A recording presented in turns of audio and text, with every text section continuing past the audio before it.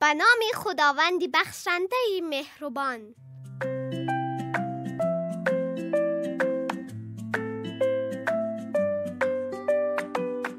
سلام علیکم به دوستانی نازنینم. حالتان خوب است؟ خدا را شکر. انشاءالله که همیشه خوب و خوش و سلامت باشید. امروز ما با شکرانه جان آمدیم.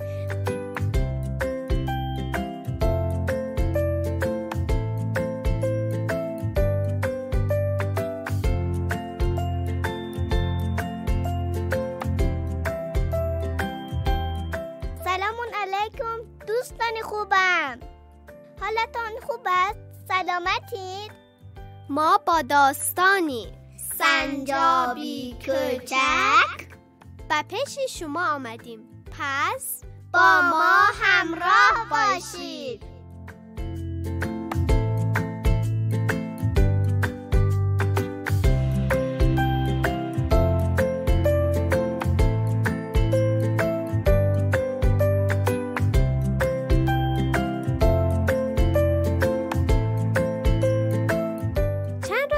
بچه سنجاب به دنیا آمد و سنجابی مهدیک صاحب یک برادر شد. بچه سنجاب خیلی کوچک و خوشرو بود. سنجاب مهدیک از دیدن برادر کوچکتر خودش خیلی خوشحال شده بود. میخواست که او را بردارد و با او بازی کند، اما مادر سنجاب اجازه نمیداد و میگفت برادرت حالا خیلی کوچک است، باید صبر کنی تا بزرگتر بشود و بتواند با تو بازی کند. سنجاب کوچک میخواست با مادرش بازی کند، اما مادرش هم نمیتوانست با سنجاب کوچک بازی کند چون همیشه بچه را برمی داشت. سنجاب کوچک مدتی رفت در اتاقش و با اسباب بازی‌هایش بازی کرد، اما زود حوصله‌اش سر رفت و خسته شد. پدر سنجاب از راه رسید.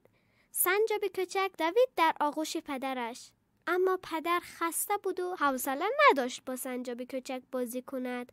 ولی وقتی نشست، بچه سنجاب را بغل کرد و شروع کرد به بوسیدن و بازی کردن با بچه سنجاب. سنجاب کوچک ناراحت شد، رفت در اتاقش و روی تخت خوابش دراز کشید. مدتی گذشت. مادر سنجاب صدا زد: سنجاب کوچک، غذا آماده است، بیا. سنجاب کوچک جواب نداد. پدر صدا زد: سنجاب پدر، بیا غذایی به مزه داریم. سنجاب کوچک باز هم جواب نداد.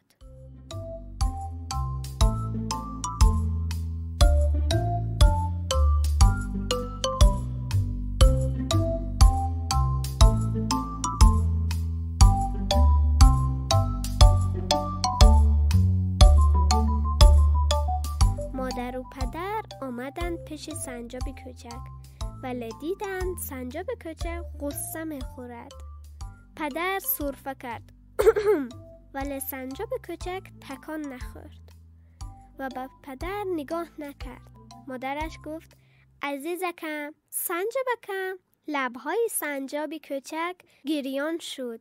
چشمهایش پر از آب شد و گفت: شما من را دوست ندارید، فقط بچه مهدیک را دوست دارید. مادر و پدر که تا حالا حواسشان به این چیز نبود ناراحت شدند و کمی فکر کردند. بعد دوتایی با هم دستهای سنجاب کوچک را گرفتند و از روی تخت خوابش بلند کردند و آن را خیلی زیاد تاب دادند و با او خیلی زیاد بازی کردند. سنجاب کوچک خنده‌اش گرفت. مادر و پدر سنجاب هم خندیدند. حالا دیگر سنجاب کوچک بلند میخندید. یک باره صدای گریه بچه سنجاب بلند شد.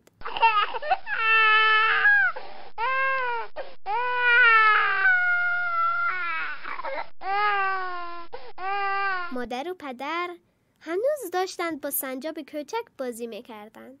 سنجاب کوچک دلش برای بچه‌شان سوخت و گفت: مگر صدای گریه بچه رو نمیشنوید؟ بیایید برویم ساکتش کنیم.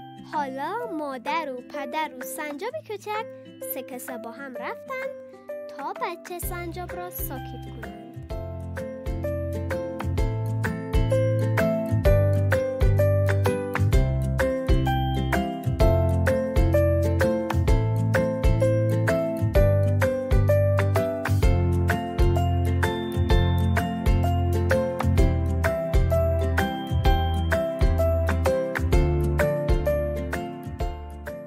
بله دوستان خوبم، این هم از قصه امروزه ما.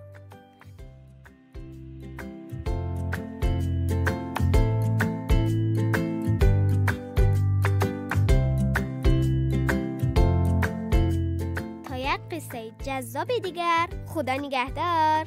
خدا حافظ.